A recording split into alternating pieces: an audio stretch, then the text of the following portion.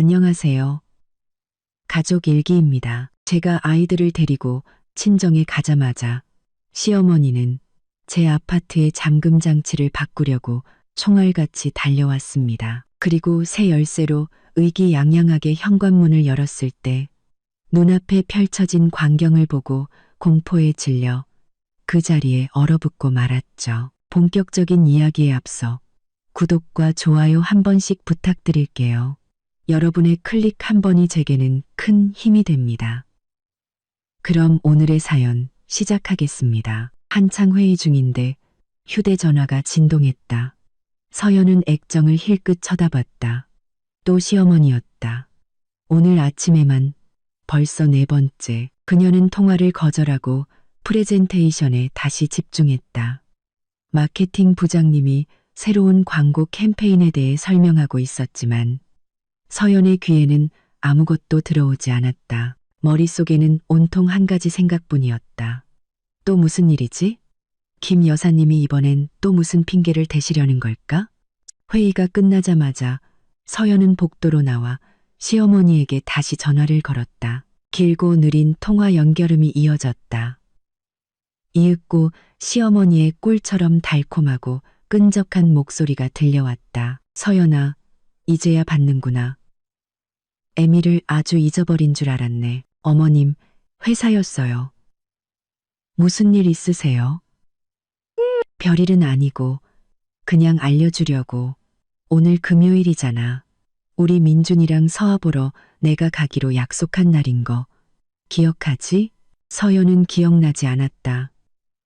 아니, 정확히는 기억하고 있었다. 3일 전 시어머니가 손주들이 할머니를 보고 싶어 한다며 또다시 넌지시 떠보았을 때 단호하게 거절했던 것을. 어머님, 제가 오늘은 안 된다고 말씀드렸잖아요. 저녁에 계획이 있어요. 계획? 무슨 계획? 시어머니의 목소리가 날카로워졌다.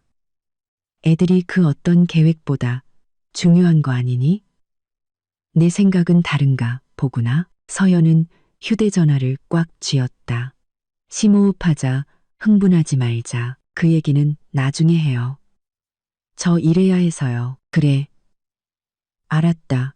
알았어. 시어머니는 마치 깊은 상처라도 입은 듯 한숨을 쉬었다. 난 그저 좀 도와주려는 것 뿐이었는데. 내가 필요 없다면야. 서연은 전화를 끊고 텅 빈 회의실 창가에 걸터 앉아 두 손으로 얼굴을 감쌌다. 정말이지 지긋지긋했다. 이런 전화도, 이런 압박도, 말투 하나로 사람을 죄인으로 만들어버리는 시어머니의 그 능력도 전부다. 송파에 있는 이 아파트는 서연이 29살에 산 것이었다. 대출 없이, 부모님 도움 없이, 남편도 없이. 그때는 남편이 없었으니까. 그녀는 대형 유통회사 구매팀에서 6년간 일하며 야근을 밥 먹듯 했고 모든 걸 아껴가며 돈을 모았다. 친구들이 동남아로 휴가를 떠날 때 그녀는 춘천에 있는 부모님 댁에 갔다. 친구들이 계절마다 옷을 살 때 그녀는 청바지 한 벌로 3년을 버텼다. 부동산 사무실에서 매매 계약서에 도장을 찍던 날 그녀는 왈칵 눈물을 쏟았다. 다 큰 어른이 어린애처럼 엉엉 울었. 그것은 그녀의 승리였고 그녀의 독립이었으며 그녀만의 공간이었기 때문이다. 방 3개짜리 72제곱미터 아파트. 신축은 아니었지만 튼튼하게 잘 지은 집이었다. 인테리어도 직접 했다. 주말마다 벽지를 발랐고 라미네이트 바닥은 아는 분이 저렴하게 깔아주었다. 가구는 몇 달을 고민해서 골랐다.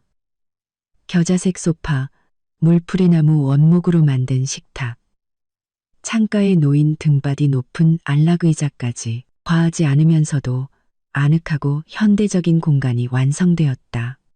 그녀의 공간, 그녀의 규칙이 있는 곳. 준호를 만난 건 우연이었다. 정확히는 친구 미니가 주선한 파티에서였다. 미니는 여러 사람을 초대했고 준호도 그중 하나였다. 그는 스타트업 개발자였다. 키가 크지 않고 마른 체형에 안경을 쓰고 머리는 늘 까치집을 짓고 있었다. 두 사람은 부엌에서 이야기를 나누게 되었. 드라마, 책, 인생 계획에 대해 이야기했다. 그는 허세도 세상을 정복하려는 야망도 없이 차분하고 괜찮은 사람으로 보였다. 그냥 평범하고 좋은 남자였다. 두 사람은 8개월간 만났다. 모든 것이 잔잔했고 드라마 같은 일은 없었다. 그는 서연의 집으로 와서 자고 가곤 했지만 같이 살자는 말은 하지 않았다. 서연도 서두르지 않았다. 이 정도의 거리가 좋았다. 그는 변두리에 있는 자신의 원룸에, 그녀는 자신의 아파트에 자유로우면서도 가까운 사람이 곁에 있는 느낌. 그러다 서연이 임신했다. 계획한 건 아니었지만 그렇게 되었다. 준호는 침착하게 반응했다. 결혼하자. 무릎 꿇고 하는 로맨틱한 프러포즈는 없었다. 그저 사실을 확인하는 말이었다. 서연이 동의한 것은 결혼이 꿈이라서가 아니었다. 아이에게는 아빠가 정상적인 가정이 필요하다고 생각했기 때문이다. 하지만 구청에 혼인신고를 하러 가기 전 서연은 조건을 하나 내걸었다. 혼전 계약서. 준호는 의아해했다. 왜? 나 당신 아파트 넘보는 거 아닌데. 그냥 확실히 해두려고. 그녀가 대답했다. 싫은 건 아니지. 그는 어깨를 으쓱했. 상관없어. 두 사람은 법무사를 찾아가 서류를 작성했다. 어떤 상황에서도 아파트는 서연의 소유로 남는다는 것. 모호함 없이 명확하게. 준호는 읽어보지도 않고 서명했다. 그녀는 안심하며 생각했다. 타인의 경계를 존중할 줄 아는 어른이구나. 시어머니 김 여사는 결혼식 일주일 후에 나타났다. 준호가 미리 말했다. 엄마가 인사하고 싶어 하시는데 내일 오신대. 괜찮지? 그럼요. 괜찮아요. 서연이 대답했다. 그렇게 차분한 아들을 키운 분은 어떤 사람일지 궁금했다. 시어머니는 토요일 점심때쯤 초인종을 눌렀다. 서연이 문을 열었다. 문 앞에는 예순쯤 되어 보이는 통통한 체격의 갈색 점퍼를 입고 양손에 커다란 쇼핑백을 든 여자가 서 있었다. 머리는 붉게 염색해 웨이브를 넣었고 얼굴에는 두꺼운 화장기가 역력했다. 그녀는 미소 지었지만 눈은 웃고 있지 않았다. 서연이라고 했지. 만나서 반갑다. 내가 준호 엄마다. 그녀는 현관으로 들어서며 주위를 휙 둘러보았다. 시선은 벽을 훑고 신발장의 새 구두에 잠시 머물렀다가 열쇠가 놓인 선반 위 거울로 향했다. 나쁘지 않네. 훤하고 깨끗하고. 준호야. 집이 이렇게 넓은 줄은 몰랐네. 서연은 그녀를 부엌으로 안내했다. 시어머니는 쇼핑백에서 반찬통을 꺼내기 시작했다. 갈비찜, 잡채, 각종 나물 반찬에 집에서 직접 구운 약과까지. 네가 임신해서 밥하기 힘들 것 같아서 좀 해왔다. 이거 다 우리 준호가 어릴 때부터 좋아하던 거야. 맞지 아들? 준호는 고개를 끄덕이며 어머니를 안았다. 서연은 차를 준비하고 상을 차렸다. 셋은 함께 앉아 차를 마시고 약과를 먹었다. 시어머니는 자기 얘기를 늘어놓았다. 구로동에 있는 낡은 빌라에서 혼자 산다고 했다. 남편은 15년 전에 세상을 떠났고 적은 연금으로는 생활이 빠듯하다고 했다. 학교 청소부로 일하며 다른 부업도 하고 있다고. 건강 문제, 이웃 문제, 비싼 관리비에 대해 하소연했다. 서연은 고개를 끄덕이며 맞장구를 쳐주었다. 그러다 시어머니는 자리에서 일어나 아파트 구석구석을 둘러보았다. 각 방과 화장실에 들어가 보고 안방 창가에 한참 서 있기도 했. 전망이 좋네. 공원이 보여서 조용하겠다. 네, 조용해요. 서연이 대답했다. 복도 많지.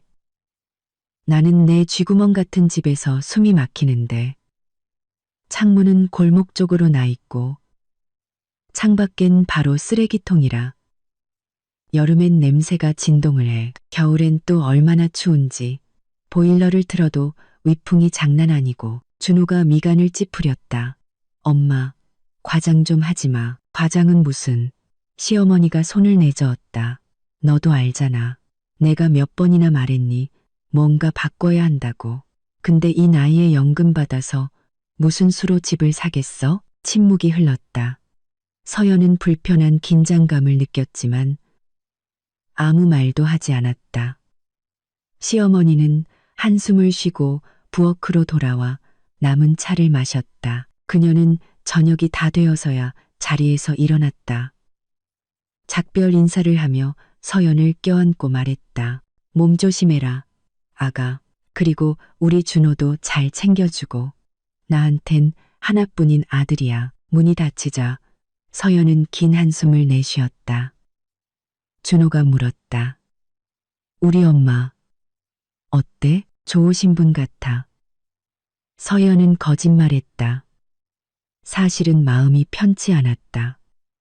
그 시선, 그 한숨, 그 신세 한탄 속에 무언가 불안한 기운이 있었다. 하지만 섣부른 판단은 하지 않기로 했다.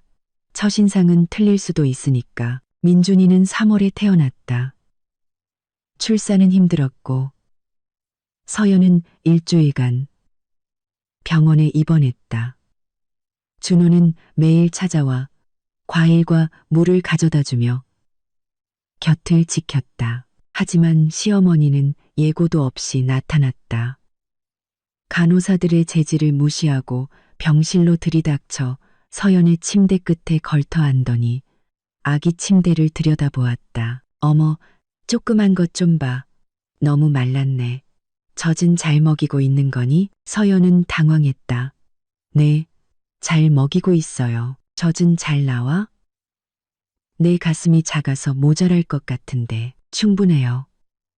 서연은 생각보다 퉁명스럽게 대답했다. 의사 선생님이 다 확인하셨어요. 괜찮대요. 시어머니는 입술을 삐죽이더니 고개를 돌렸다. 그러고는 가방에서 분유 한 통을 꺼냈. 혹시 모르니 가져왔다. 모자라면 이걸로 보충해. 서연은 분유를 받아들고 말없이 협탁 위에 올려두었다. 시어머니가 가고 난 후 그녀는 그 분유를 옆 침대 산모에게 줘버렸. 집에 돌아오자 지옥이 시작되었다. 물론 한 번에 닥쳐온 건 아니었다. 처음에는 일주일에 한 번씩 찾아와 음식을 가져다 주고 서연이 잠을 자거나 샤워하는 동안 민준이를 봐주었다. 도움은 도움이었지만 올 때마다 지적할 거리를 찾아냈다. 서연아, 기저귀는 손빨래 해야지. 아기 전용 세제로. 서연아, 애를 너무 덥게 입혔잖아. 땀띠 나겠다. 서연아, 애를 너무 안 안아주는 거 아니니? 아기는 엄마랑 스킨십이 중요해. 처음에는 변명하던 서연도 나중에는 대꾸하기 시작했다. 그러면 준호가 끼어들었다. 엄마, 그만 좀 해. 서연이가 알아서. 잘해.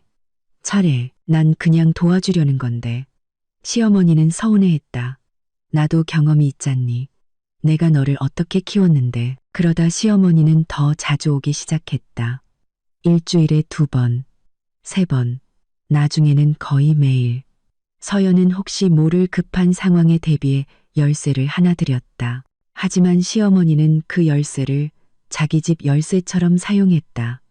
전화도 없이 예고도 없이 찾아왔다. 서연이 샤워를 하거나 아이에게 젖을 물리고 있어도 시어머니는 이미 부엌에 와 있었다.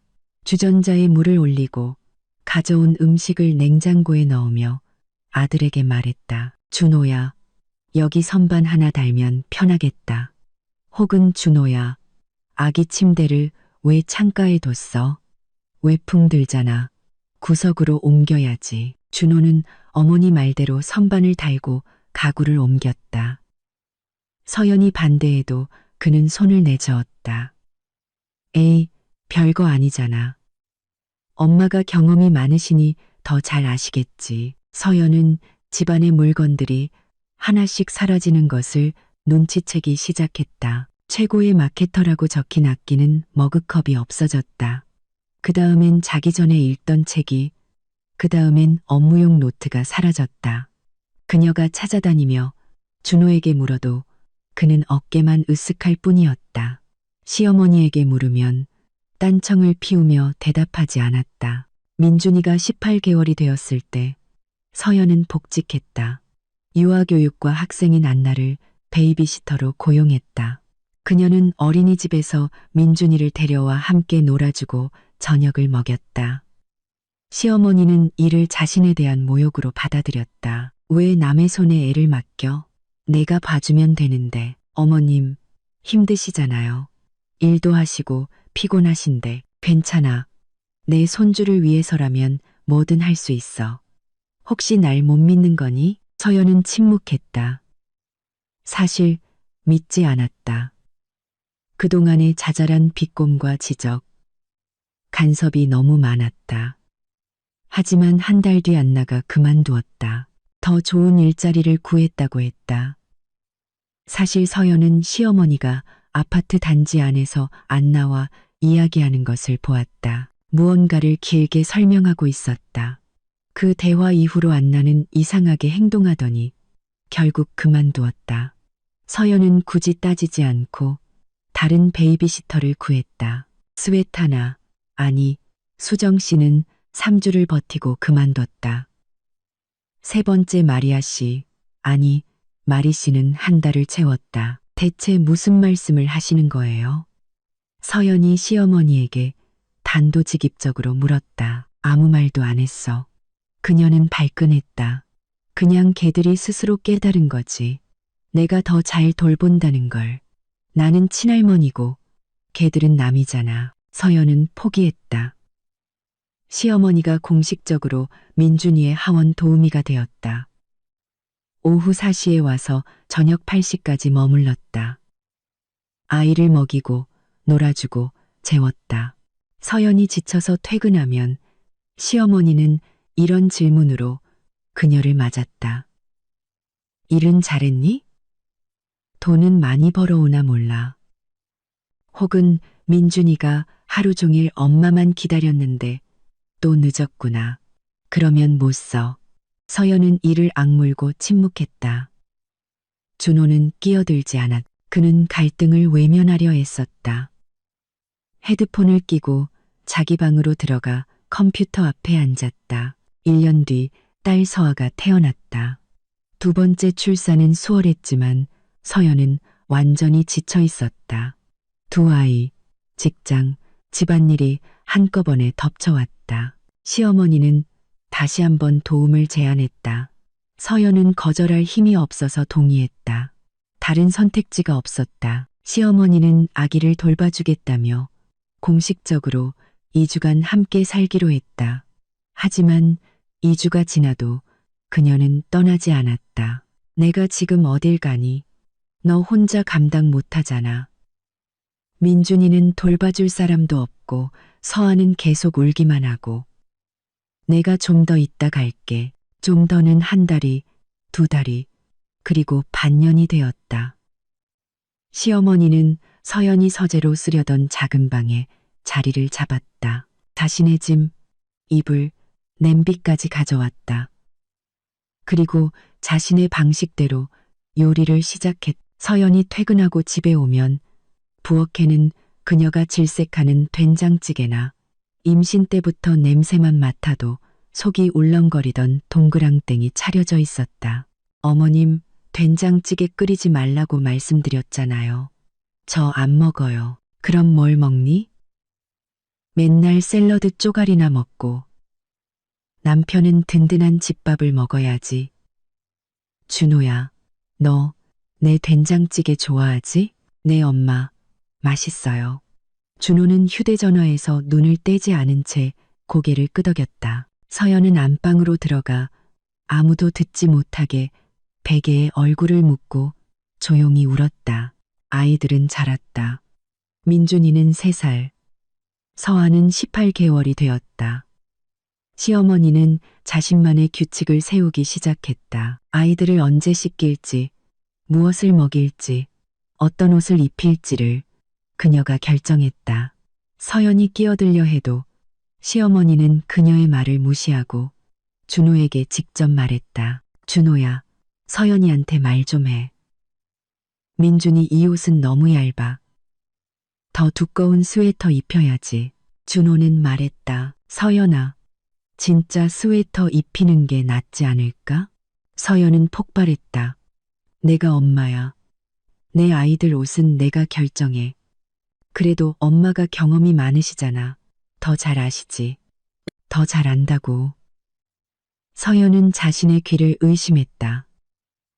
나보다 내 아이들을 더 잘 아는 엄마라고? 준호는 시선을 피하며 침묵했다. 시어머니는 아이들 앞에서 서연을 비난하기 시작했다. 민준이에게 말했다. 엄마가 또 늦네. 우리 민준이 속상하겠다. 그치? 애들이랑 시간을 더 많이 보내야 하는데 엄마는 할머니처럼 요리를 잘 못하지? 괜찮아. 할머니가 항상 맛있는 거 해줄게. 3살 배기 민준이는 그 말을 따라 하기 시작했다. 엄마는 요리 못해.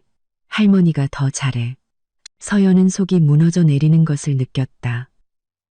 자신이 낳고 젖먹여 키운 아들이 시어머니의 말을 앵무새처럼 따라하고 있었다. 서연이 회사에 있는 동안 시어머니가 아이와 더 많은 시간을 보냈기 때문에 항상 곁에 있었기 때문에 어느 날 저녁 서연은 민준이 방에 들어갔다가 벽에 새로운 액자가 걸려 있는 것을 보았다. 시어머니가 손주들과 함께 찍은 사진이었다. 커다란 액자에 담겨 가장 잘 보이는 곳에 걸려 있었다. 이거 누가 걸었어요? 그녀가 준호에게 물었다. 엄마가 부탁했어.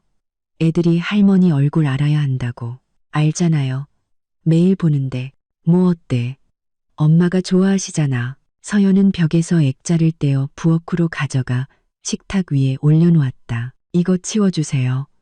그녀가 시어머니에게 말했다. 아이 방에 어머님 사진 걸지 마세요. 시어머니의 얼굴이 하얗게 질리고 입술이 떨렸다. 준호야, 들었니? 얘가 나한테 어떻게 말하는지. 내가 너희 애들을 위해 얼마나 애쓰는데 날 내쫓으려고 하잖아. 내쫓는 거 아니에요. 서연은 지친 듯 이마를 짚었다. 그냥 제 공간을 존중해 달라는 거예요.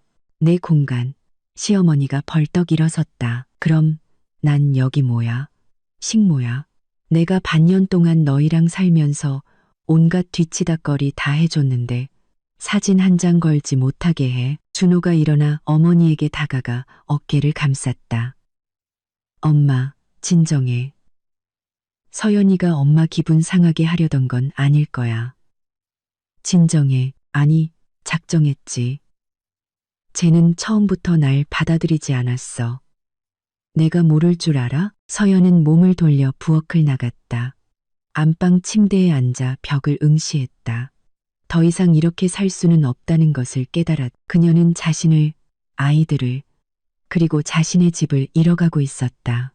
남편은 그녀를 지켜주기는커녕 시도조차 하지 않았. 다음 날 그녀는 춘천에 있는 엄마에게 전화했다. 엄마, 나 애들 데리고 잠깐 가도 돼? 물론이지. 딸, 무슨 일 있니? 가서 얘기할게. 그냥 언제 가면 되는지만 말해줘. 내일이라도 와. 서연은 전화를 끊었다. 결심이 섰다. 떠나야겠다. 아이들을 데리고 친정으로 가야겠다. 준호가 생각할 시간을 줘야 했다. 무슨 일이 일어나고 있는지 깨닫게 해야 했다. 어머니와 아내, 둘 중 하나를 선택하게 해야 했다. 이 삼각관계 속에서 더는 버틸 수 없었다. 하지만 미리 말하지 않을 것이다. 경고하지 않을 것이다. 그냥 짐을 싸서 아이들을 차에 태우고 떠날 것이다. 그들이 자신을 막아서거나 압박하거나 또다시 설득할 틈도 주지 않고 그녀는 옷장을 열어 여행 가방을 꺼냈다.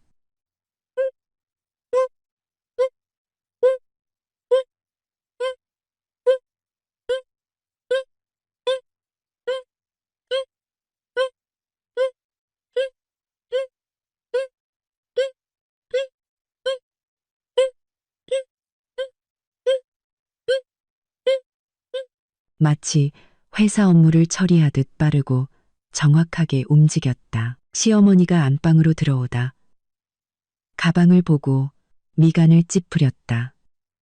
너 어디 가니? 상관하실 일 아니에요. 서연은 돌아보지 않고 대답했. 준호야. 시어머니는 거실로 달려갔다. 빨리 이리 와봐. 준호가 들어와 가방과 아내를 번갈아 보았다. 서연아. 이게 무슨 일이야? 나 애들 데리고 친정에 갈 거야. 뭐, 간다고? 아주, 모르겠어. 두고 봐야지. 아니, 왜? 뭐 때문에? 서연은 허리를 펴고 그의 눈을 똑바로 쳐다보았다. 지쳤으니까. 당신 엄마가 내 집에서 주인 행세하는 것도 지쳤고, 당신이 항상 그 여자 편만 드는 것도 지쳤어. 내 집에서 내가 이방인이 된 기분. 이젠 신물이나 당신 과장하는 거야. 준호가 그녀의 손을 잡으려 했지만 그녀는 피했다. 엄마는 그냥 도와주려는 거잖아. 그녀는 피했다. 도와줘? 아니, 나를 대체하려는 거지. 아이들이 자기를 엄마보다 더 따르게 만들고 싶어 하고 당신은 그걸 돕고 있잖아. 그렇지 않아. 맞아. 서연은 가방 지퍼를 채웠다. 만약 당신이 그걸 못 본다면 정말로 내가 떠나야 할 때가 온 거네. 시어머니는 문간에 서서 그들을 지켜보고 있었다. 얼굴은 창백했고 입술은 굳게 다물려 있었다. 봐라, 제가 하는 짓 좀. 가정을 파탄내고 애들을 아빠한테서 떼어놓잖아. 내가 처음부터 말했지. 쟤는 정상이 아니라고. 이기적인 년이라고. 서연은 시어머니에게 시선을 돌렸다. 한참을 뚫어지게 바라보다가 차분하게 거의 속삭이듯 말했. 어머님은 처음부터 이 아파트를 원하셨어요. 저는 알고 있었어요. 준호 씨를 이용해서 절 여기서 내쫓고 제가 스스로 떠나게 만든 다음에 어머님이 남으시려고요. 근데 그거 아세요? 이 아파트는 제 거예요. 제 거라고요. 저는 제 발로 나갈 뿐이지만 아이들은 데리고 갈 거예요. 그녀는 가방을 들고 안방을 나섰다. 준호가 그녀를 붙잡으려 팔꿈치를 잡았다. 그녀는 뿌리쳤다. 손대지 마. 아이 방으로 들어가 민준이를 깨웠다. 아이는 영문도 모른 채 울음을 터뜨렸다. 서연은 아들을 안아 올리고 침대에서 서화를 들어 올렸다. 딸도 울기 시작했다. 준호는 복도에 멍하니 서 있었다. 창백하고 어쩔 줄 모르는 얼굴로. 서연아, 기다려. 얘기 좀 하자. 얘기는 늦었어. 진작 생각했어야지. 그녀는 자신의 옷을 입고 아이들에게도 옷을 입혔다. 민준이는 훌쩍였고 서화는 소리내어 울었다. 시어머니는 부엌에서 통곡했다. 세상에, 제가 미쳤나 봐. 준호야, 쟤 좀 말려. 하지만 준호는 말리지 않았다. 그저 아내가 떠나는 모습을 서서 지켜볼 뿐이었다. 서연은 현관을 나서 문을 닫고 엘리베이터를 타고 내려가 밖으로 나갔다. 날씨는 쌀쌀했고 바람이 머리카락을 흩날렸다. 그녀는 아이들을 차에 태우고 안전벨트를 채워준 뒤 운전석에 앉았다. 시동을 걸고 아파트 창문을 올려다 보았다. 불이 켜져 있었다. 그곳에 그녀가 6년간 쌓아 올린 삶이, 그리고 그 모든 것을 서서히 계획적으로 무너뜨린 한 여자가 남아 있었다. 서연은 차를 출발시켜 춘천으로 향하는 고속도로 쪽으로 달렸다. 단 한 번도 뒤돌아보지 않았다. 차로 2시간 반이 걸렸다. 민준이는 30분 만에 잠들었고 서아는 내내 울었다. 서연은 핸들을 꽉 쥔 채 앞에 어둠을 응시하며 운전했다. 헤드라이트가 밤의 도로를 간간히 비췄다. 하얀 차선, 드문드문 보이는 차들, 머릿속에서는 온갖 생각이 꼬리에 꼬리를 물고 이어졌다. 휴대전화는 불이 나도록 울렸다. 준호가 계속해서 전화를 걸었다. 서연은 받지 않았다. 이어서 문자가 왔다. 서연아, 어디야? 서연아, 제발 답장 좀 해. 걱정돼. 이제 그만 화 풀어. 돌아와서 제대로 얘기하자. 그녀는 읽기만 할 뿐 답장하지 않았다. 소리를 끄고 계속 달렸다. 친정 부모님은 문 앞에서 그녀를 맞았다. 엄마는 그녀를 안아주고 서화를 받아들어 집으로 데려갔다. 아버지는 가방을 들고 말없이 고개를 끄덕였다. 늘 과묵한 분이었지만 서연은 그의 눈에서 걱정을 읽을 수 있었다. 집은 오래된 2층짜리 주택이었다. 나무와 엄마가 담근 과일청 냄새가 났다. 서연은 들어와 외투를 벗고 거실 소파에 앉았다. 민준이가 졸린 눈으로 그녀에게 파고들었. 엄마, 우리 어디야? 아이가 물었다. 할머니, 할아버지 댁이야. 여름에 왔던 거 기억나? 아빠는 어딨어? 서연은 목구멍으로 넘어오는 덩어리를 삼켰다. 아빠는 집에 있어. 나중에 오실 거야. 아들에게 거짓말하는 것은 힘들었지만 진실을 말하는 것은 더 힘들었다. 엄마는 아이들을 위층 방에 재우고 내려와 서연 옆에 앉아 손을 잡아주었다. 얘기해봐. 서연은 모든 것을 털어놓았다. 시어머니에 대해, 그녀의 끊임없는 압박에 대해, 어떻게 자신을 삶에서 밀어냈는지, 남편은 어떻게 자신을 지켜주지 않았는지, 자신의 집에서 어떻게 이방인이 되었는지, 그리고 떠나기로 결심한 이유까지. 엄마는 끼어들지 않고 고개를 끄덕이며 들어주었다. 서연의 이야기가 끝나자 엄마가 말했다. 잘 왔다. 너한테는 휴식이 필요했어. 조용히 생각할 시간이. 생각. 뭘 어떻게 해야 할지 모르겠어요. 서연은 두 손으로 얼굴을 감쌌다. 이렇게 살 수는 없는데 이혼은 무서워요. 애들은 아빠 없이 어떻게 커요? 무슨 일이 일어나는지 보지도 못하는 아빠랑 사는 게. 엄마가 그녀의 손을 꼭 쥐었다. 아빠 없이 사는 것보다 꼭 낫다고는 할 수 없지. 창가 안락 의자에 앉아 조용히 듣고 있던 아버지가 입을 열었다. 그 여자는 처음부터 네 아파트가 목적이었어. 네가 얘기할 때부터 알아봤지. 그런 사람들 봤어. 조용히 다가와서 슬금슬금 영역을 차지하고는 나중에는 원래 자기 것이었다고 선언하는 부류지. 서연은 고개를 끄덕였다. 그녀 자신도 오래전부터 알고 있던 사실이었다. 춘천에서의 첫 며칠은 평온했다. 서연은 아이들과 산책하고 엄마의 집안일을 돕고 점심때까지 늦잠을 잤다. 준호는 계속 전화를 걸었다. 그녀는 짧고 건조하게 대답했다. 친정이야. 애들 좀 쉬게 해줘야 해. 언제 돌아올 거야? 모르겠어. 서연아, 이건 바보 같은 짓이야. 와서 얘기하자. 얘기할 거 없어.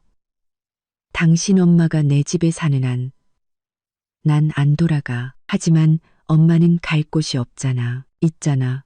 자기 집. 거긴 춥고 낡아서 살 수가 없어. 그럼 수리를 하든가 친척 집에 가시라고 해. 하지만 내 아파트에는 다시는 못 돌아가. 준호는 침묵했다. 그러고는 말했다. 당신 정말 이기적이다. 자기 생각밖에 안 해. 서연은 전화를 끊었다. 이기적이라고. 아파트를 사기 위해 몇 년을 온갖 것을 포기하며 돈을 모으고 아이 둘을 낳고 일하며 가정을 꾸려온 자신이 자신의 유일한 집을 시어머니에게 넘겨주기 싫다는 이유로 이기적인 사람이 되었다. 시어머니는 드물게 하지만 날카롭게 전화했다. 음성 메시지를 남겼다. 서연아, 이게 무슨 짓이니? 애들이 아비도 없이. 이게 뭐야? 준호가 얼마나 힘들어하는지 아니? 네가 가정을 망치고 있는 거야. 정신 차려. 우리 민준이랑 서아가 할머니를 얼마나 보고 싶어 하는데.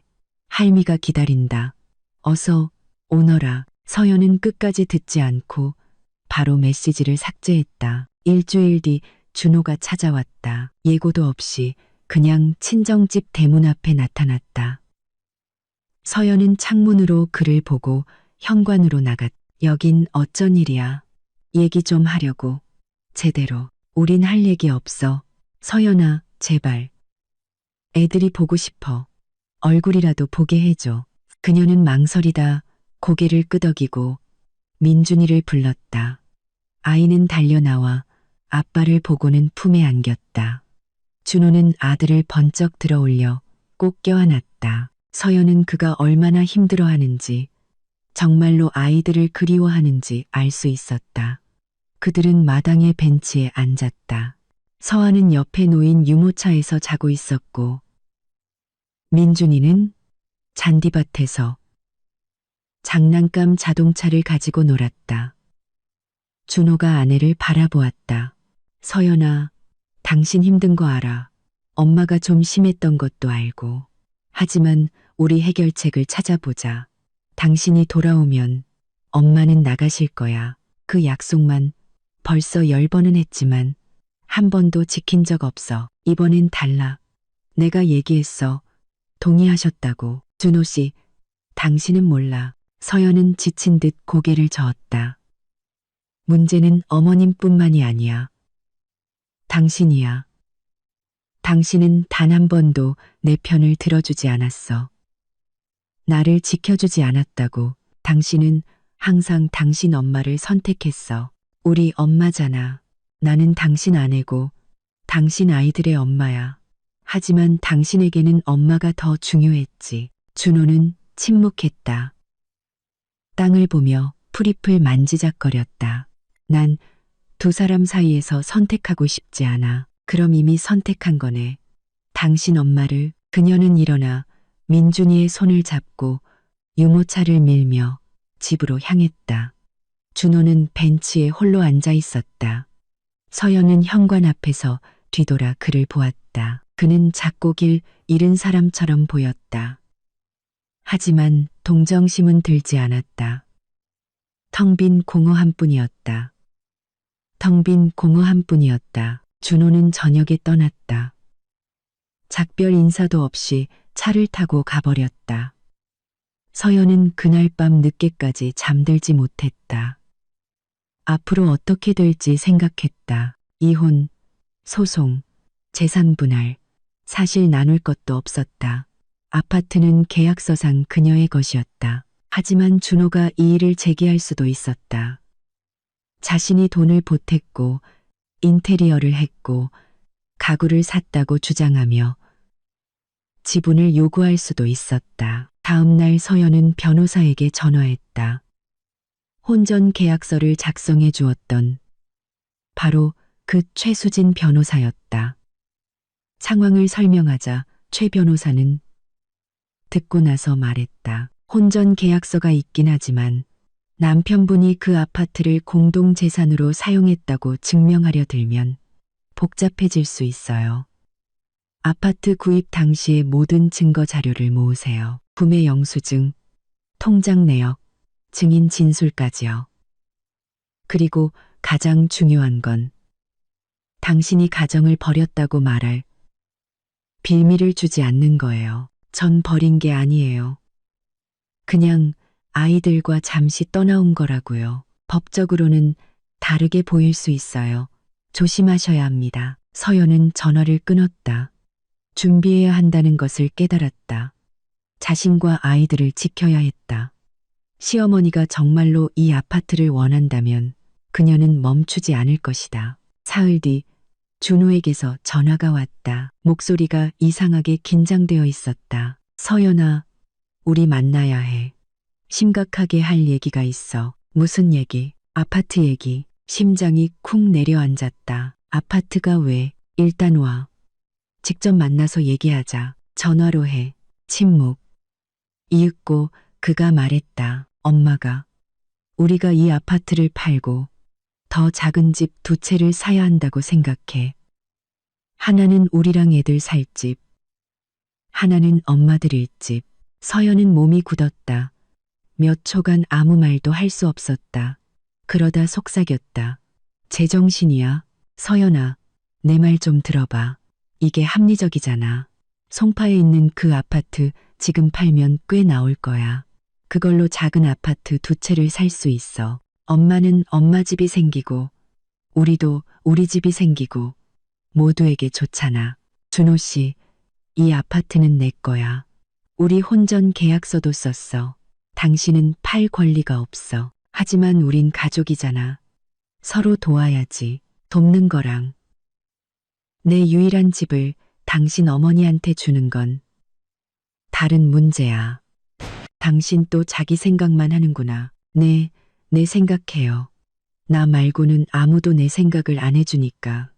당신도 안 하고 당신 어머니는 더더욱. 그녀는 전화를 끊었다.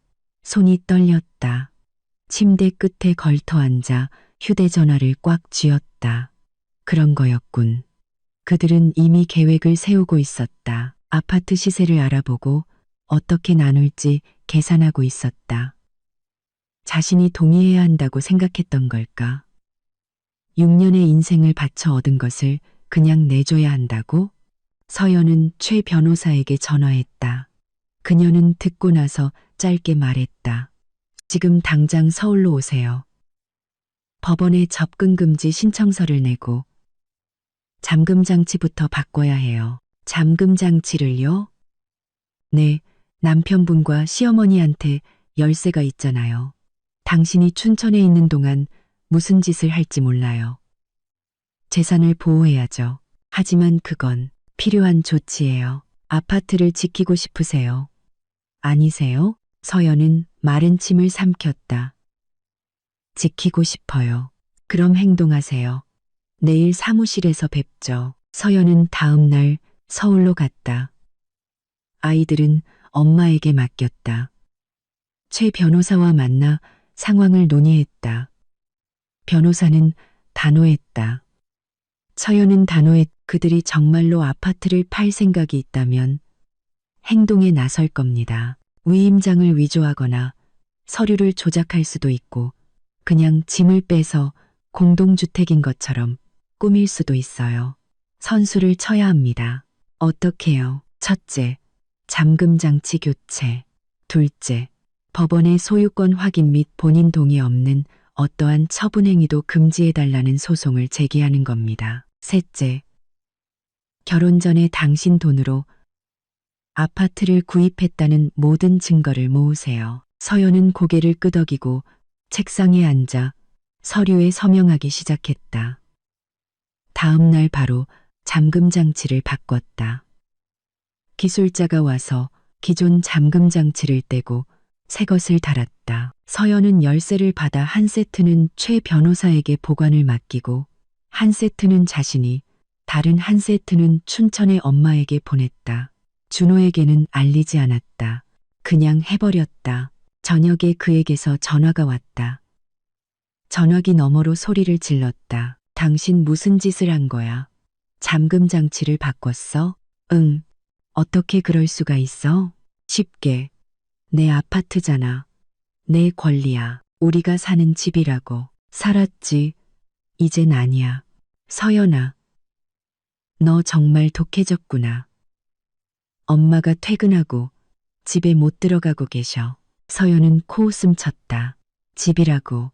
거긴 그분 집이 아니야. 내 집이지. 구로동에 있는 자기 집으로 가시라고 해. 거기선 살 수가 없다고. 그럼 수리를 하든가 다른 데서 월세를 구하든가. 하지만 내 아파트에는 다시는 못 들어와. 준호는 거칠게 숨을 몰아쉬었다. 그러고는 뱀처럼 쉬익거리는 낮은 목소리로 말했다. 넌 이걸 후회하게 될 거야. 그리고 전화를 끊었다. 서연은 휴대전화를 내려놓았다. 손은 떨렸지만 두려움 때문이 아니었다. 안도감 때문이었다. 해냈다. 자신의 것을 지켜냈다. 마침내 1시간 뒤 시어머니에게서 전화가 왔다. 목소리는 히스테릭하게 갈라져 있었다. 너 이게 무슨 짓이야? 이 나쁜 년아. 내가 반년 동안 너희를 도와주고 내 새끼들 돌봐주고 밥해주고 청소해줬는데 나를 길바닥에 낳은 게 어머님 댁이 있으시잖아요. 거기로 가세요. 이 뻔뻔한 것. 준호를 홀려서 애미랑 등지게 만들더니 이제는 나를 집에서 내쫓아. 난 이거 절대 용서 못해. 용서하지 마세요.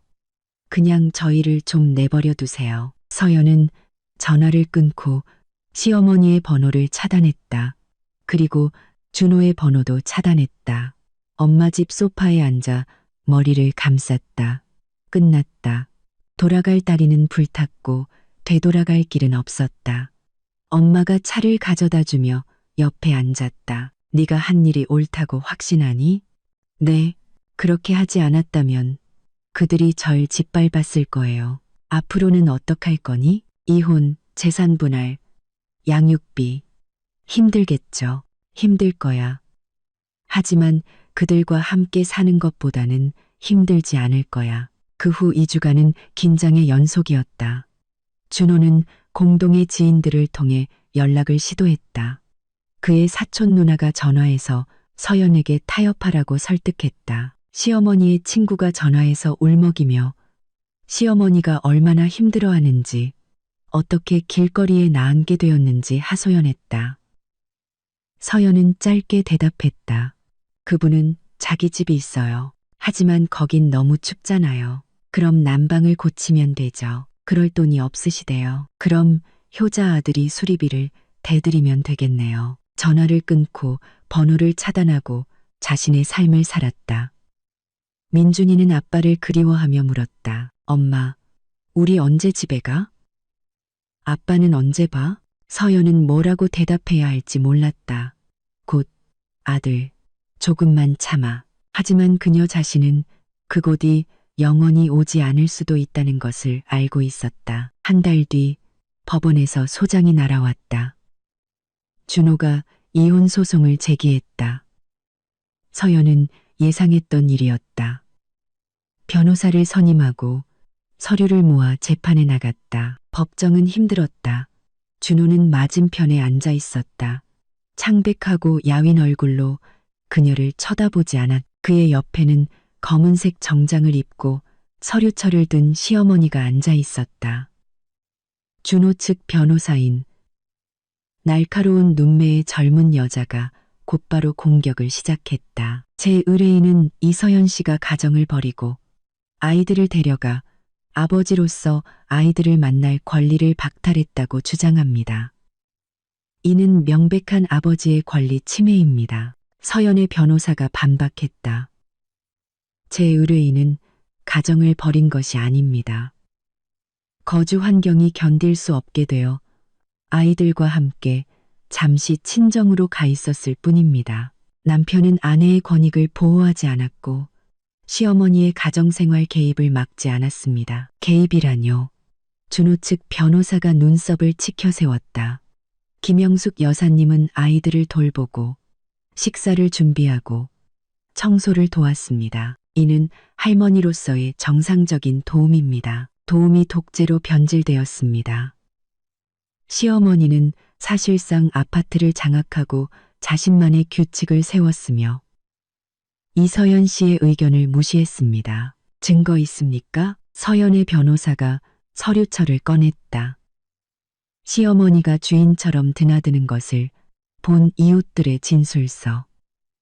서연이 친구들에게 상황을 하소연했던 메신저 대화 내용. 준호에게 돌아와서 소란 피우지 말라고 요구하는 통화 녹음 파일까지. 판사는 서류를 훑어보고 몇 가지 질문을 한 뒤 핵심으로 넘어갔다. 재산 분할 문제였다. 송파구 아파트는 이서연 씨 명의로 되어 있고 혼인 전에 구입한 것입니다. 아파트는 그녀의 소유로 남는다는 혼전 계약서가 있습니다. 이해 있습니까? 준호 측 변호사가 고개를 끄덕였다. 있습니다. 제 의뢰인은 아파트 수리에 자금을 투자했고 가구와 가전제품을 구입했습니다. 그는 보상받을 권리가 있습니다. 금액은 어느 정도입니까? 약 3천만 원입니다. 영수증이 있습니다. 서연의 변호사가 피식 웃었다. 5년의 결혼 생활 동안 3천만 원.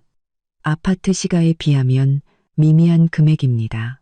제 의뢰인은 증거가 제출된다면 보상에 반대하지 않습니다. 판사는 고개를 끄덕이고 영수증 검토를 위해 다음 기일을 잡았. 재판이 끝나고 서연은 밖으로 나와 차가운 공기를 들이마셨다. 변호사가 그녀의 어깨를 두드렸다. 괜찮아요. 아파트는 당신 것이 될 겁니다. 기껏해야 수리비, 보상금 정도 지급하게 되겠죠. 증명한다면요. 아이들은요? 아이들은 좀 더 복잡해요. 남편이 면접 교섭권을 요구할 겁니다. 법원은 보통 아버지의 편을 들어주죠. 반대하지 않아요. 만나게 해주세요. 단지 시어머니는 관여하지 않았으면 해요. 관여하지 않았으면 해요. 그건 판결문에 명시할 수 있습니다. 서연은 고개를 끄덕이고 차로 향했다. 준호가 어머니 없이 혼자 그녀의 차 옆에 서 있는 것을 보았다. 다가가서 1미터쯤 거리를 두고 멈췄다. 할 말 있어? 마지막으로 얘기 좀 하자. 해봐. 그는 그녀를 한참 바라보다가 조용히 말했다. 이렇게까지 될 줄은 몰랐어. 하지만 됐지. 엄마 말이 맞았어. 당신은 이기적이야. 자기 생각밖에 안 해. 서연은 비웃었다. 있잖아, 준호 씨. 난 이 아파트를 사려고 몇 년을 바쳤어. 일하고, 아끼고, 모든 걸 포기했지. 이건 내 거야. 그리고 그래. 나는 내 것을 지킬 거야. 그게 당신 눈에 이기심으로 보인다면 그건 당신 문제야. 엄마는 살 집도 없이 남았어. 구로동에 아파트 있잖아. 거기선 살 수 없다고. 그럼 그걸 팔아서 다른 집을 사든가. 아니면 당신이 월세를 얻어들여. 당신도 일하고 월급 받잖아. 하지만 내 집은 절대 못 가져. 준호는 이를 악물었고 눈에 분노가 스쳤다. 넌 후회할 거야. 후회 안 해. 최악은 이미 겪었어. 당신들과 사는 거. 그녀는 그를 지나쳐 차에 올라 시동을 걸고 뒤돌아보지 않고 떠났. 춘천으로 돌아오는 길에 앞으로의 일을 생각했다. 이혼은 한두 달 안에 마무리될 것이다. 아파트는 그녀의 것이 될 것이다. 그건 확실했다. 준호는 양육비를 보내고 주말마다 아이들을 만나러 올 것이다. 시어머니는 구로동의 낡은 빌라로 돌아가 혼자 살며 분노하고 새로운 계획을 세울 것이다. 서연은 알지 못했고 알고 싶지도 않았다. 그 여자는 더 이상 그녀의 문제가 아니었다. 춘천에 도착한 것은 밤늦은 시간이었다. 아이들은 자고 있었고 엄마가 현관에서 그녀를 맞으며 안아주었다. 어떻게 됐어? 아파트는 내 것이 될 거고 곧 이혼할 거야. 그게 정말 옳은 결정이라고 생각해? 서연은 고개를 끄덕였다. 네, 더는 이렇게 살 수 없어요. 살고 싶지 않아요. 엄마는 한숨을 쉬며 그녀의 머리를 쓰다듬었다. 그럼 필요한 만큼 여기서 지내. 우리가 도와줄게. 서연은 엄마의 어깨에 얼굴을 묻고 조용히 울었다. 슬픔이 아니라 안도감 때문이었다. 아주 오랜만에 처음으로 안전하다고 느꼈기 때문이다. 다시 3주가 흘렀다. 서연은 춘천에서 지내며 재택근무를 하고 아이들을 키웠다. 준호는 가끔 전화해서 민준이와 통화하게 해달라고 했다. 그녀는 허락했. 아이는 기뻐하며 영상통화로. 아빠와 제잘거리다가 통화가 끝나면 슬퍼하며 물었다. 엄마, 우리 언제 집에 돌아가? 돌아갈 거야. 아들, 곧. 그녀는 정말로 돌아갈 계획이었다. 단지 지금이 아닐 뿐이었다. 모든 것이 가라앉기를, 이혼이 마무리되기를, 준호와 시어머니가 진정하고 현실을 받아들이기를 기다려야 했다. 그러고 나면 자신의 아파트로 돌아가 아이들을 어린이집과 학교에 보내고 새로운 삶을 시작할 것이다. 하지만 어느 날 저녁 엄마 집 부엌에 앉아 변호사가 보낸 서류를 읽고 있을 때 휴대전화로 알림이 왔다. 보안 시스템 앱에서 온 알림이었다.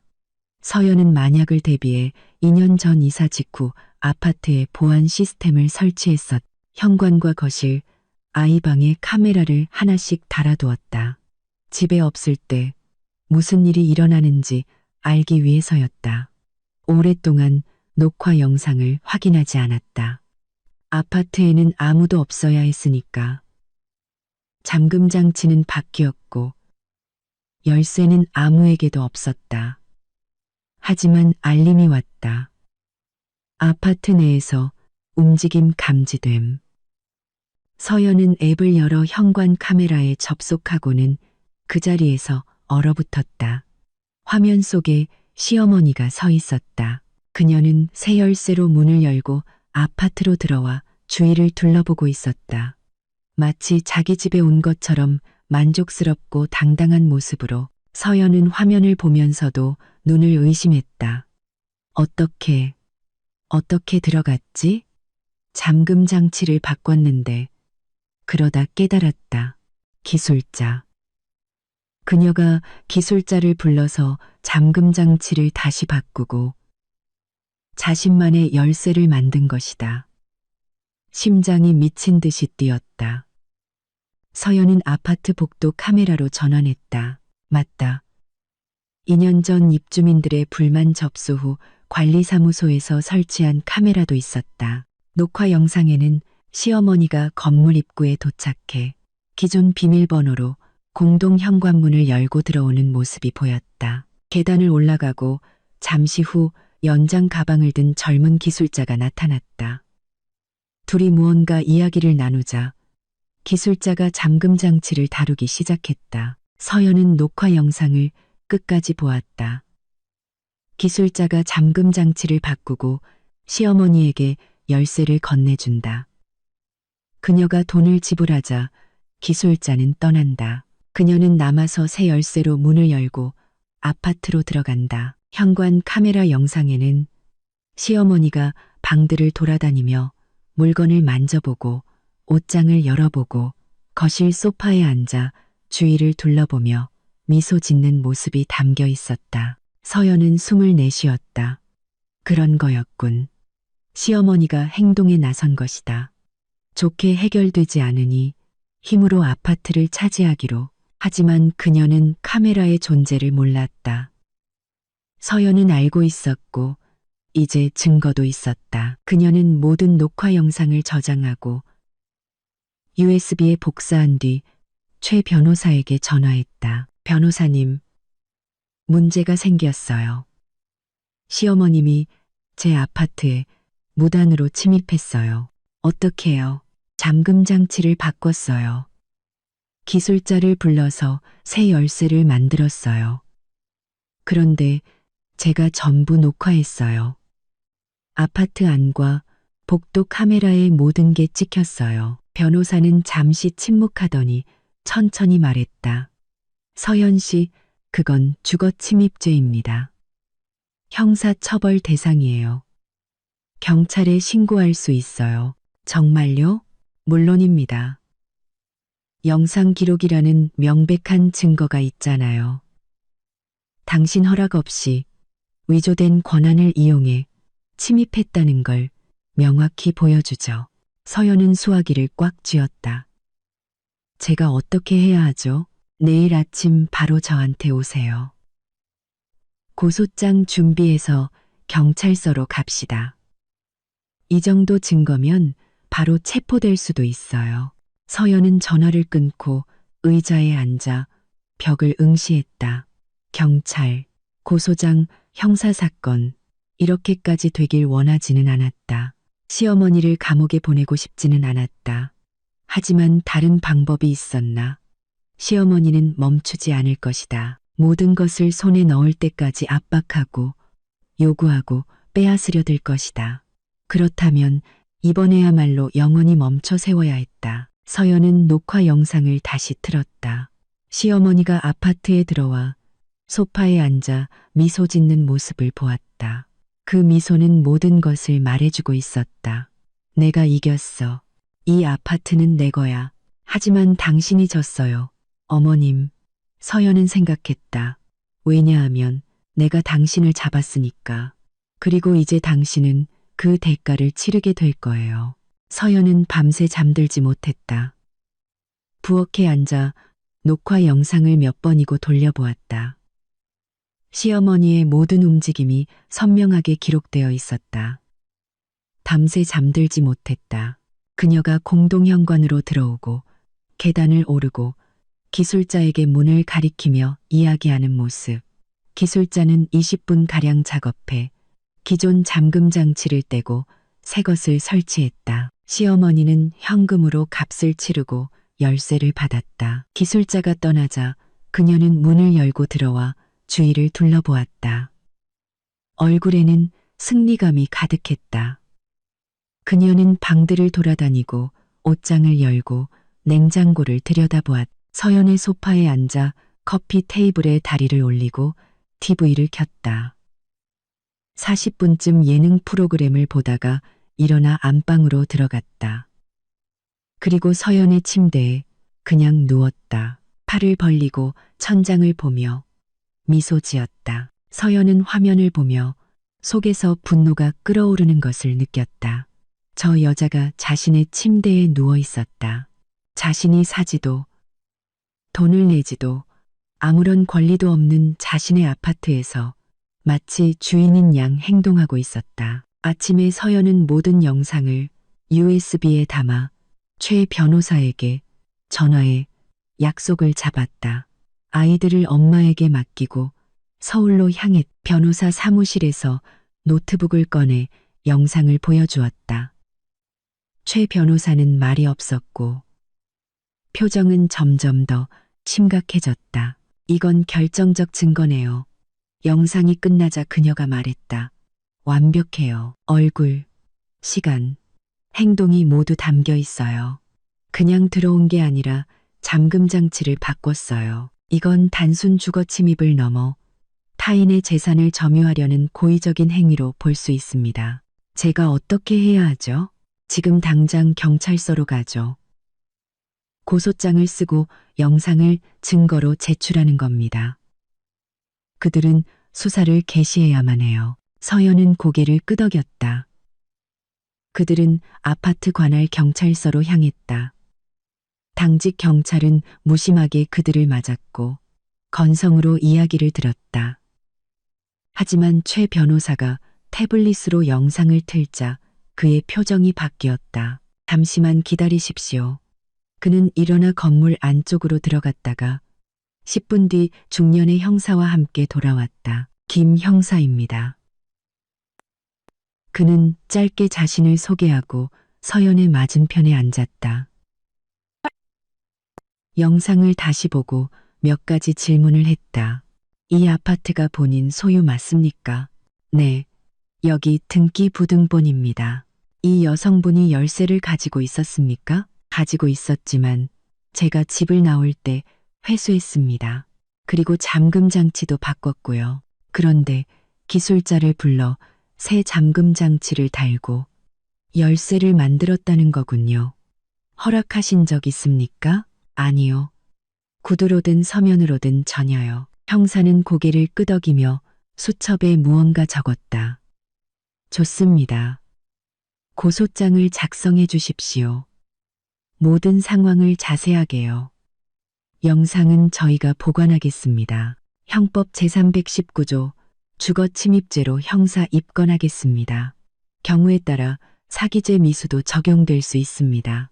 서연은 책상에 앉아 글을 쓰기 시작했다. 손이 떨려 글자가 흔들렸지만 사실에 입각해 명확하게 서술하려 애썼다. 시어머니가 어떻게 점차 아파트를 장악했는지, 어떻게 자신을 압박했는지, 집을 팔 계획을 어떻게 세웠는지, 자신이 떠나고 잠금 장치를 바꾸자 시어머니가 어떻게 맞대응해 무단으로 침입했는지 모든 역사를 써내려갔다. 고소장은 3페이지를 꽉 채웠다. 그녀는 서명하고 날짜를 적었다. 최 변호사가 대리인으로 서명했다. 형사는 서류를 받아 파일에 넣었다. 3일 내로 입건 여부를 결정하고 통지해 드리겠습니다. 그리고 그분을 소환해서 조사할 겁니다. 혐의를 인정하면 좋고 아니면 계속 수사해야죠. 어떤 처벌을 받게 되나요? 서연이 조용히 물었다. 주거 침입죄는 최대 3년 이하의 징역입니다. 만약 사기 의도가 입증되면 더 무거워질 수 있지만 그건 법원이 결정할 문제입니다. 서연은 일어나 감사 인사를 하고 밖으로 나왔다. 차가운 공기를 들이마셨다. 최 변호사가 옆에서 걸으며 물었다. 차가운 공기를 들이마셨다. 정말 끝까지 가실 건가요? 그래도 전 남편의 어머니인데 확실해요. 서연은 그녀의 눈을 보았다. 그분은 선을 넘었어요. 제가 저항하지 않을 거라고 생각하고 마음대로 행동해도 된다고 믿었겠죠. 하지만 저는 저항할 거예요. 그리고 모두에게 알릴 겁니다. 내 것은 내 것이고 누구도 빼앗을 권리가 없다는 걸요. 그것이 바로 없다는 걸요. 아니 씻고 퍼롭 바롭고 가롭고 그로 바롭고 상고뽀 바롭고 바롭고 더럽고 버릇도 더럽고 최 변호사가 고개를 끄덕였다. 그럼 준비하세요. 앞으로 힘들어질 겁니다. 이틀 뒤 김 형사에게서 사건이 입건되었다는 연락이 왔다. 시어머니는 조사를 받으러 소환되었다. 그녀는 변호사와 함께 와서 모든 혐의를 부인했다. 가족을 도왔고 반년이나 살았기 때문에 그 아파트에 있을 권리가 있으며 사실상 자신의 집이라고 주장했다. 하지만 형사가 카메라 영상을 보여주자 그녀는 당황했다. 그저 자기 물건을 가지러 갔을 뿐 아무것도 훔칠 생각은 없었다고 변명했다. 그러나 형사가 전곡을 찔렀다. 왜 잠금 장치를 바꾸셨습니까? 저는 그럴 권리가 있다고 생각했어요. 제가 거기 살았으니까요. 소유주가 아니지 않습니까? 소유주는 이서연 씨입니다. 그녀는 당신이 들어오는 걸 원치 않아서 잠금 장치를 바꿨습니다. 당신은 그녀의 의사를 무시하고 잠금 장치를 다시 바꿨어요. 그건 불법입니다. 시어머니는 입을 다물었다. 변호사가 상담할 시간을 요청했다. 형사는 15분을 주었다. 그들이 돌아왔을 때 변호사는 의뢰인이 혐의를 일부 인정할 준비가 되었다고 말했다. 잠금 장치를 바꾼 것도 아파트에 들어간 것도 맞지만 점유할 목적이 아니라 개인 물품을 챙기기 위해서였다고. 형사는 진술을 기록했지만 그의 표정은 회의적이었다. 좋습니다. 출국 금지 조치하겠습니다. 시어머니는 풀려났지만 일주일 뒤 형사가 다시 서연에게 전화했다. 이서연 씨, 아파트 현장 검증이 필요합니다. 그분이 거기서 뭘 했는지 확인해야 합니다. 와주실 수 있겠습니까? 서연은 다음 날 와서 형사를 아파트 앞에서 만났다. 함께 올라갔다. 잠금 장치는 시어머니가 설치한 그대로였다. 형사는 사진을 찍고 정보를 기록했다. 그리고 안으로 들어갔다. 아파트는 서연이 떠날 때와는 다른 모습이었다. 물건들의 위치가 바뀌어 있었다. 부엌에는 서연이 산 것이 아닌 저렴한 마트에서 산 새 식기들이 놓여 있었다. 안방 침대에는 낯선 이불이 깔려 있었다. 옷장에는 시어머니의 옷이 걸려 있었다. 여기서 살 작정이었군요. 서연이 조용히 말했다. 물건을 가지러 온 게 아니라 살려고요. 형사는 고개를 끄덕이며 모든 것을 사진으로 찍었다. 현관에서는 증거물이 발견되었다. 잠금장치 설치 계약서와 시어머니 이름으로 된 결제 영수증. 그녀는 자신을 아파트 소유주로 기재했다. 이건 더 심각한데요. 형사가 말했다. 단순 침입이 아니라 주택에 대한 권리를 확보하려고 시도한 겁니다. 서류 위조, 사기. 이건 완전히 다른 문제입니다. 서연은 이를 악물었다. 그녀의 생각이 맞았다. 시어머니는 자신을 완전히 몰아내고 아파트를 빼앗아 자기 명의로 하려 했다. 앞으로는 어떻게 되죠? 그녀가 물었다. 추가 감식, 추가 조사, 그리고 재판이 있을 겁니다. 4개월 정도 걸릴 겁니다. 준비하세요. 서연은 고개를 끄덕이고 잠금 장치를 다시 바꿔달라고 요청했다. 형사는 현장 검증이 끝난 후에야 허락했다. 2시간 뒤 기술자가 와서 새 잠금 장치를 달았다. 최근 몇 달 새 벌써 3번째였다. 서연은 열쇠를 받아 아파트 문을 잠그고 춘천으로 돌아갔다. 준호는 일주일 뒤에야 경찰 고소 사실을 알았다. 전화해서 소리 질렀다. 당신 지금 무슨 짓이야? 우리 엄마를 경찰에 고소했어? 응. 그분은 내 아파트에 불법으로 침입했어. 물건 가지러 간 거랬어. 아니, 아파트를 점령하러 간 거야. 그리고 당신도 잘 알잖아. 당신도 그 계획을 알고 있었잖아. 준호는 침묵했다. 그러다 목소리를 낮춰 말했다. 엄마가 잠금 장치를 바꿀 줄은 몰랐어. 하지만 엄마가 아파트를 원한다는 건 알았잖아. 당신이 직접 나한테 말했잖아. 팔아서 작은 집 2채 사자고. 그건 당신과 당신 엄마 두 사람의 계획이었어. 서연아, 우리 엄마야. 당신이 엄마를 감옥에 보낼 순 없어. 보낼 수 있고 보낼 거야. 남의 것을 함부로 빼앗으면 안 된다는 걸 다른 사람들도 알아야지. 당신 정말 피도 눈물도 없구나. 아니, 준호 씨, 난 그냥 내 것을 지키는 거야. 내 6년의 인생을 바친 것을. 그리고 당신은 엄마를 위해 날 배신했고, 이제 둘 다 대가를 치러. 그녀는 전화를 끊고 다시 그의 번호를 차단했다. 다음 3개월은 느리게 흘러갔다. 수사기관은 증거를 수집했다.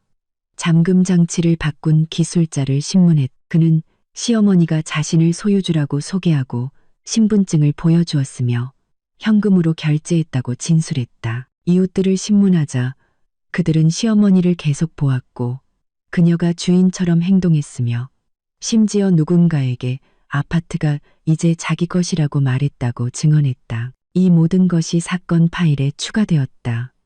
검찰은 시어머니의 행위를 주거침입죄와 사기미수죄 2가지 혐의로 기소했다.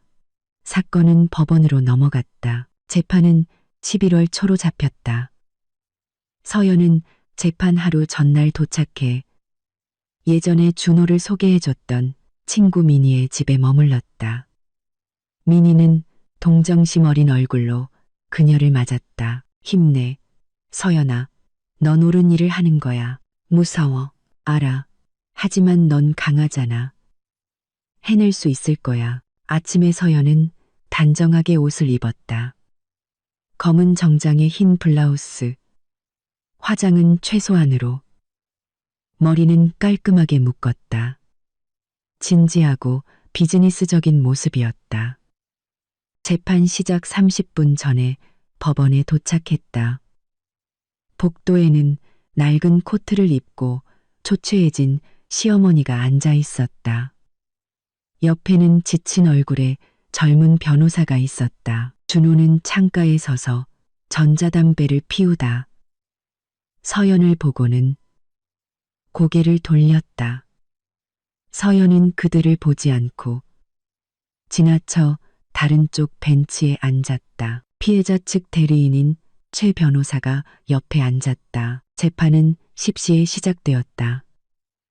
법정은 작았고 사람은 많지 않았다. 서연, 최 변호사, 시어머니와 그녀의 변호사, 준호, 김 형사, 그리고 몇몇 증인들, 50대쯤 되어 보이는 안경 쓴 엄격한 인상의 판사가 사건 자료를 읽고 나서 시어머니에게 물었다. 피고인, 혐의를 인정하십니까? 시어머니는 의자 등받이를 잡고 일어섰다.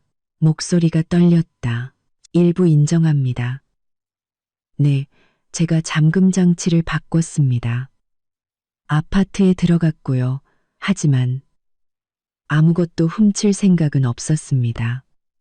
전 그냥 거기서 살고 싶었어요. 제가 반년 동안 그 가족을 돕고 손주들을 돌보고 밥하고 청소했는데 그러다 쫓겨났습니다. 그냥 그렇게 쫓겨났어요. 제 집은 너무 낡아서 살 수가 없고요. 그래서 저는 그럴 권리가 있다고 생각했습니다. 무슨 권리요? 판사가 안경 너머로 그녀를 보았다.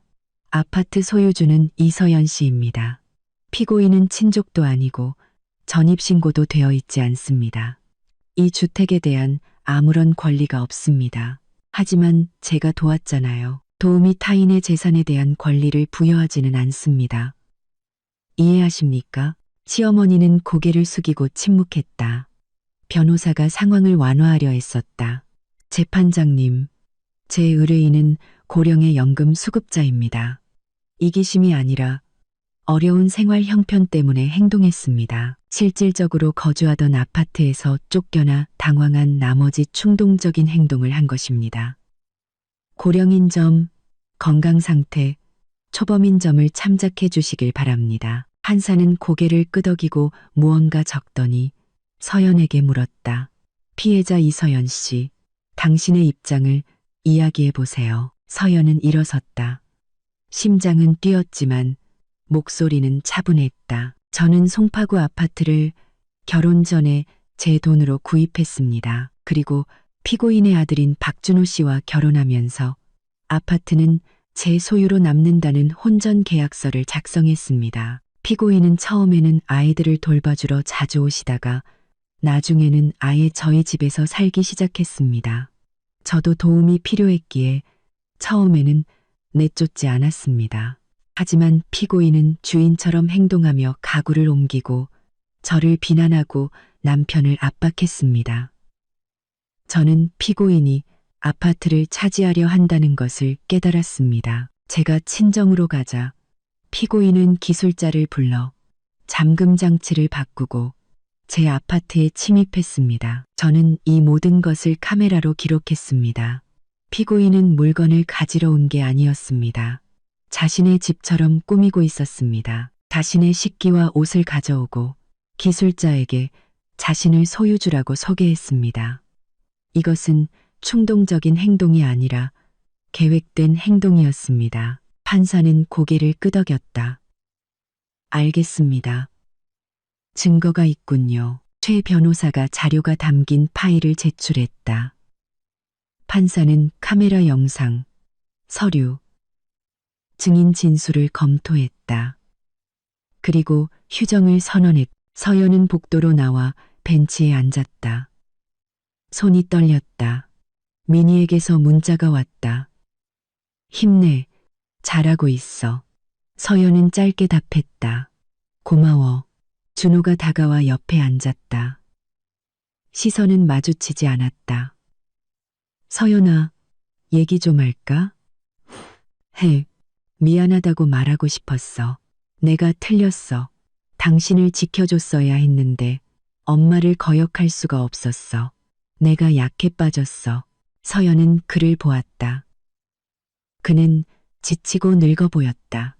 그래, 당신은 약해. 알아. 그리고 당신이 날 용서하지 않을 거라는 것도 알아. 하지만 부탁할게. 엄마를 감옥에 보내지는 말아줘. 늙고 병든 분이야. 감옥에 가면 돌아가실지도 몰라. 준호 씨, 그분은 내 집을 빼앗으려고 했어. 내가 몇 년에 걸쳐 만든 내 집을. 무슨 짓이든 해도 된다고 생각했고, 당신은 그걸 도왔어. 당신들 둘 다 벌받아 마땅해. 나를 벌해. 난 받을게. 하지만 엄마는 제발. 서연은 고개를 저었다. 늦었어. 결정은 법원이 해. 준호는 일어나 자리를 떴다. 서연은 그가 눈가를 훔치는 것을 보았지만 동정심은 들지 않았다. 그는 아내보다 어머니가 더 중요했던 그 순간에 이미 선택을 했다. 이제 그 결과와 함께 살아가야 했다. 1시간 뒤 판사가 돌아와 판결을 낭독했다. 피고인 김영숙을 형법 제319조 제1항 주거침입죄 및 형법 제347조, 제1항 제352조 사기미수죄로 유죄로 인정한다. 피고인을 징역 1년 6개월에 처한다. 법정에 침묵이 흘렀다. 시어머니는 흐느끼며 두 손으로 얼굴을 가렸다. 변호사는 무언가를 적고 있었다. 준호는 창백해져서 벤치에 주저앉았다. 서연은 판결을 들으며 이상한 공허함을 느꼈다. 기쁨도 만족감도 아니었다. 그저 텅 빈 느낌. 그녀는 원하는 것을 얻었다. 시어머니는 벌을 받게 되었다. 하지만 승리는 썼다. 판사가 말을 이었다.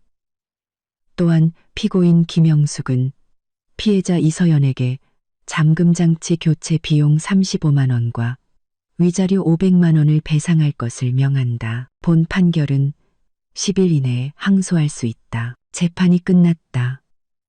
시어머니는 끌려나갔다.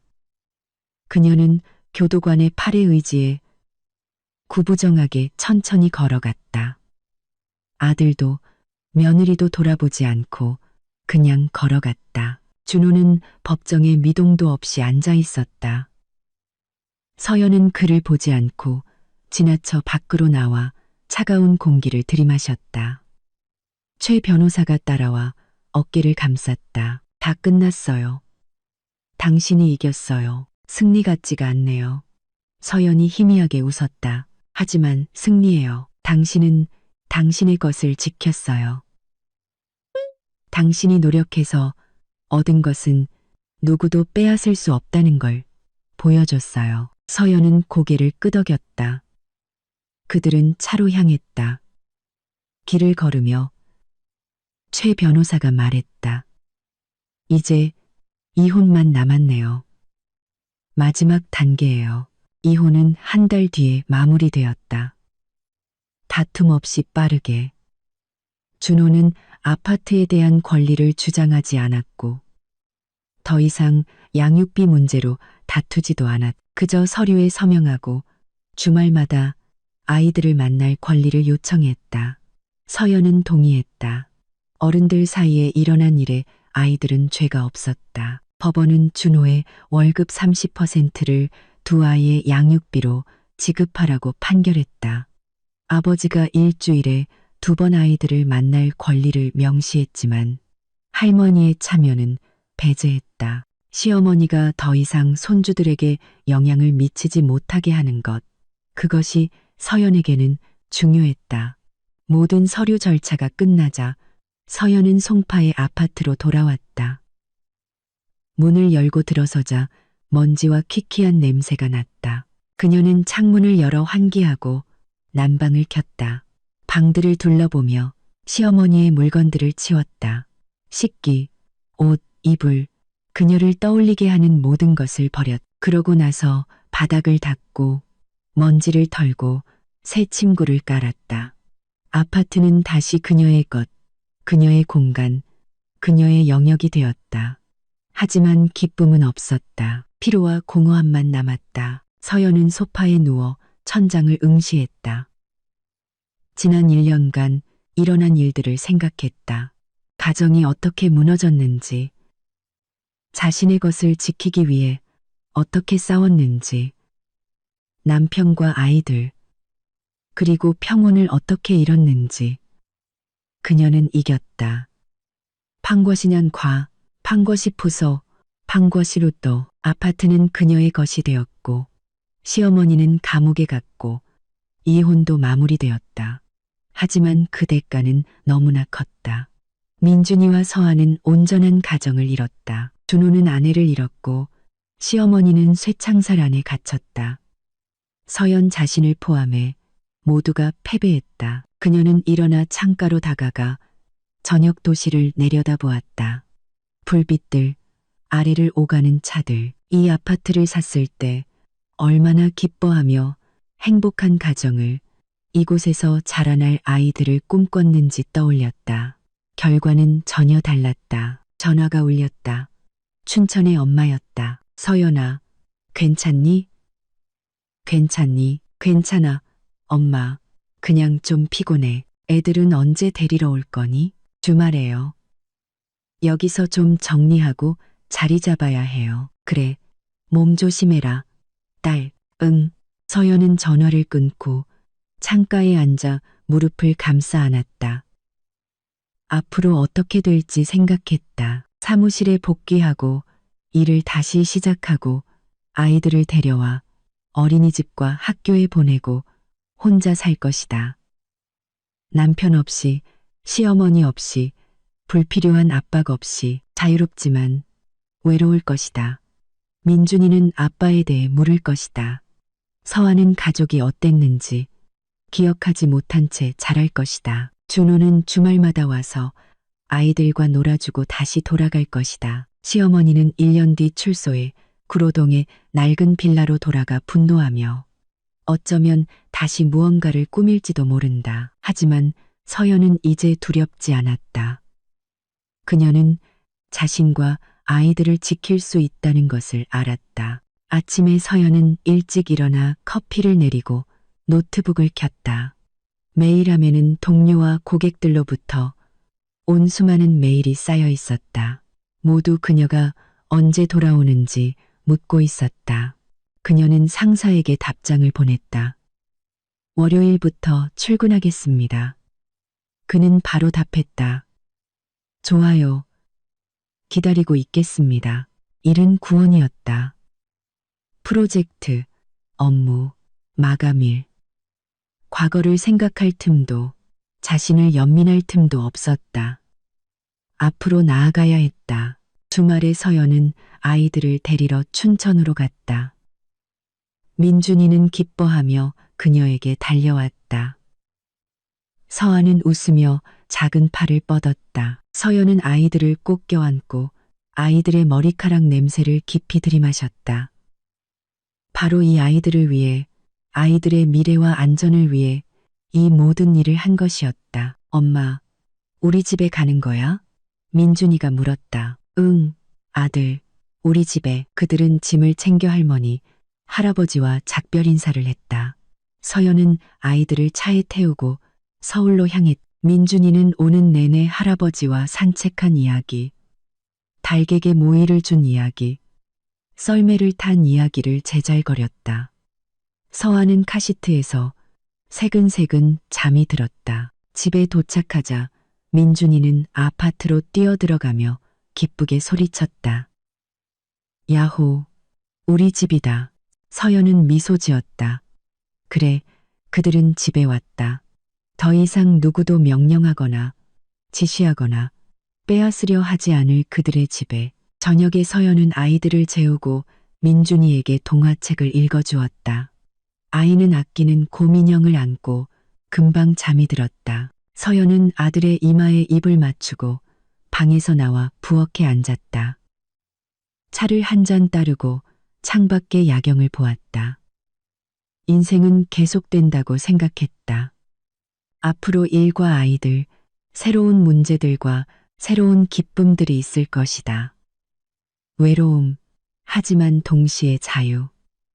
압박과 조종 없이 원하는 대로 살 수 있는 권리. 그녀는 그 대가로 가족과 평온, 사람에 대한 믿음을 잃었지만 가장 중요한 것, 바로 자기 자신과 자신의 존엄성, 그리고 자신의 집을 지켰다. 서연은 차를 다 마시고 컵을 씻었다. 불을 끄고 안방으로 들어가 침대에 누워 눈을 감았다. 피로가 순식간에 몰려왔다. 하지만 잠들기 전 그녀는 생각했다. 나는 해냈다. 나는 버텨냈고, 나는 이겨냈다. 그리고 아주 오랜만에 처음으로 악몽 없이 깊은 잠에 빠져들었다. 그리고